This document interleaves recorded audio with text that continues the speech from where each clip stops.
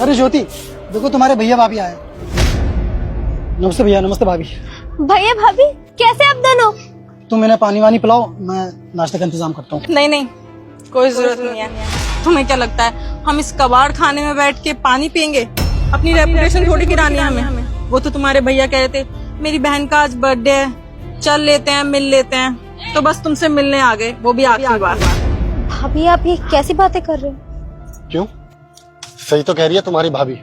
तुम्हें क्या लगता है कि मैं यहाँ इस आलीशान महल में बैठ के पानी पीऊंगा?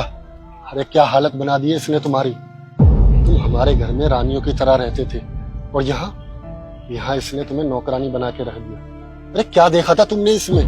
आजकल की लड़कियां इतनी स्मार्ट हो गई है, इतनी इंटेलिजेंट हो गई है, और तुम्हें इस दिन के लिए पढ़ाया लिखाया था? तुम्हें आशिकी का भूत सवार हो जाए और तुम किसी भी अरे गहरे से शादी करके और इस हालातों में जिंदगी गुजारो।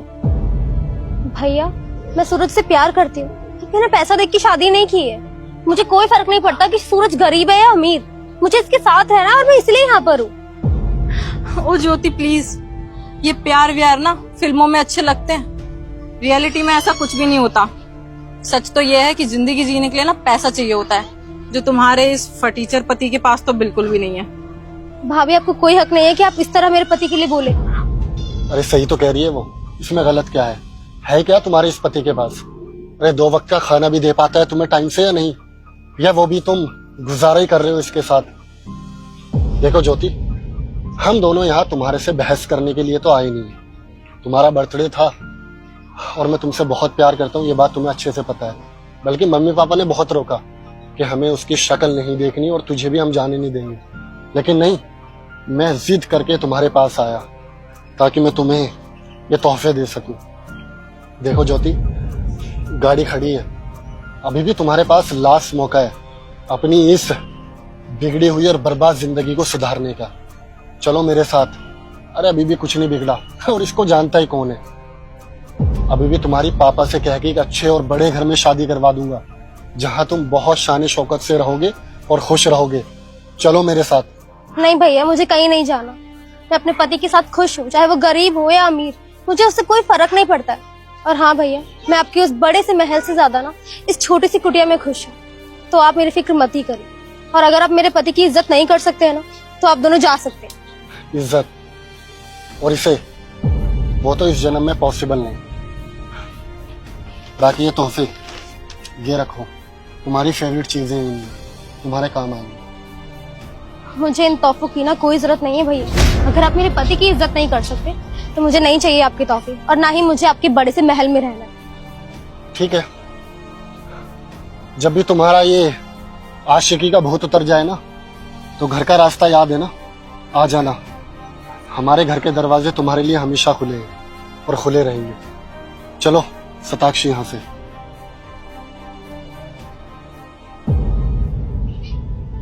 ज्योति, तुम्हारे भैया भाभी सही कह रहे थे, तुम्हें चले जाना चाहिए था उनके साथ।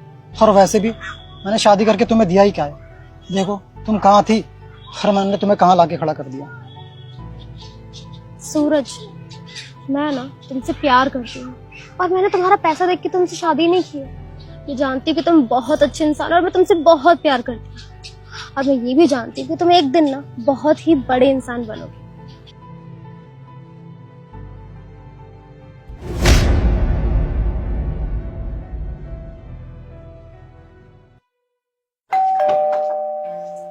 भैया भाभी, आप कैसे हो जाती? मैं ठीक हूँ, आप अंदर आइए ना।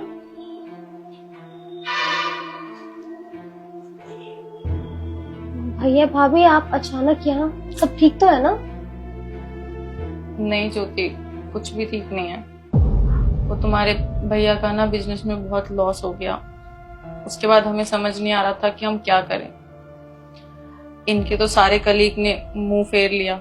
जब तक पैसा था तब तक वो सब अपने थे, और हमारे पास जितनी भी सेविंग्स थी वो सब खत्म हो चुके हैं। अब हमारे पास इतने भी पैसे नहीं है कि हम 2 वक्त की रोटी भी खा लें। तो बस हम तुम्हारे पास आ गए। अगर हो सके तो तुम अपने पति से बोल के अपने भाई की कोई जॉब लगवा दो, कोई भी जॉब चलेगी। भाभी आप बिल्कुल भी चिंता मत करिए, मैं भाई की नौकरी लगवा दूंगी इनसे कह के। सब ठीक हो जाएगा।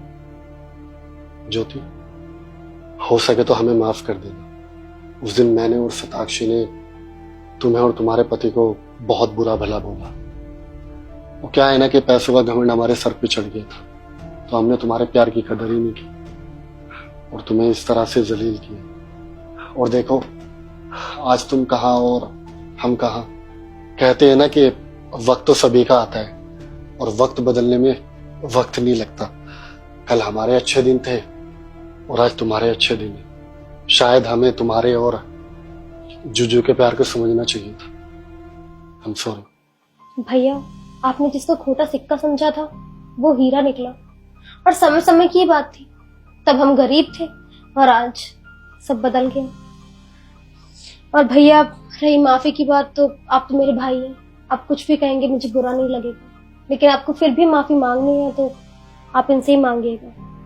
बहुत बुरा लगा था इन्हें। अरे ज्योति, मेरी फाइल कहाँ है? आप लोग कब आए? नमस्ते जीजू। बस वो बहन से मिलने का मन किया तो शताक्षी और मैं चले आए। अच्छा, मुझे ना आपसे कुछ बात करनी थी। उस दिन शताक्षी और मैंने आपको काफी बुरा भला बोला, उसके लिए मैं तहे दिल से आपसे माफी मांगता हूँ और आगे से कभी भी ऐसा नहीं होगा। मैंने तुम्हारे और बहन के प्यार को अंडर एस्टिमेट किया। आज देखो आप दोनों कितने खुश हो। इट्स ओके, अपनों में क्या गले शिकवे, और मुझे आपकी बात का कोई बुरा नहीं लगा। अरे तुम बैठी क्या हो, इनके लिए कॉफी लेके आओ। हाँ, अभी लाती हूँ, आप बैठिए ना। और घर पे सब ठीक है? हाँ, बताओ। सब ठीक है।